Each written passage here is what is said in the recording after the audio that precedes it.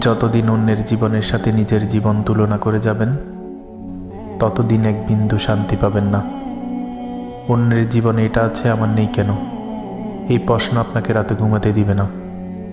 একটা সময় আপনি টের পাবেন আপনি কখনো ভালো থাকতে চান নাই। আপনি চেয়েছেন অন্য কেউ আপনার চেয়ে খারাপ থাকুক। আপনি নিজের গন্তব্য পৌঁছাতে চান নাই। আপনি চেয়েছেন অন্য কেউ যেন তার ঠিকানায় না পৌঁছাতে পারে।